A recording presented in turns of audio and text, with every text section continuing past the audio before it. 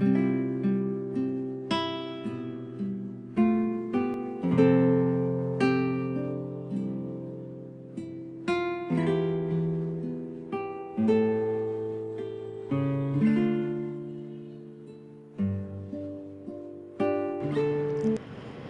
mabuting balita ng Panginoon ayon kay San Mateo. Noong panahong iyon, sinabi ni Jesus, "Sa aba ninyo mga eskriba at mga pariseyo, mga mapag-imbabaw, hinahadlangan ninyo ang mga tao upang hindi sila makapagharian ng Diyos. Ayaw na ninyong pasakop sa paghahari ng Diyos, hinahadlangan pa ninyo ang pag-ibig pasakop. Sa aba ninyo mga eskriba at mga pariseyo, mga mapag-imbabaw, inuubos ninyo ang kabuhayan ng mga babaeng balo at ang sinasangkalan niyo'y ang pagdarasal ng mahaba, dahil dito'y lalo pang bibigat ang parusa sa inyo.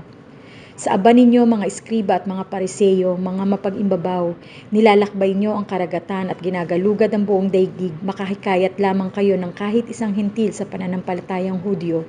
At kung makahikayat na'y ginagawa ninyong masahol pa kaysa sa inyo, kaya't nagiging ibayo ang dahilan para siya'y parusahan sa impyerno. Sa aba ninyo mga bulag na taga-akay, itinuturo ninyo na kung ipanumpa nino man ang templo, walang anuman ito. Ngunit kung ang ipanumpa ay ang ginto ng templo, dapat niyang tuparin ang kanyang sumpa. Mga bulag, mga hangal, alin ang mas mahalaga, ang ginto o ang templong nagpapabanal sa ginto? Sinasabi rin ninyo na kung ipanumpa nino man ang dambana, walang anuman ito. Ngunit kung ang ipanumpa ay ang handog na nasa dambana, dapat niyang tupdin ang kanyang sumpa. Mga bulag, alin ang mas mahalaga, ang handog o ang dambanang nagpapabanal sa handog? Kaya nga kapag ipinanumpa nino man ang dambana, ipinanunumpa niya iyon at ang lahat ng handog na naroon. Kapag ipinanumpa nino man ang templo, ipinanumpa niya iyon at ang tumatahan doon.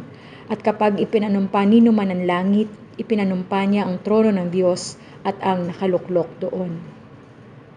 Ang mabuting balita ng Panginoon.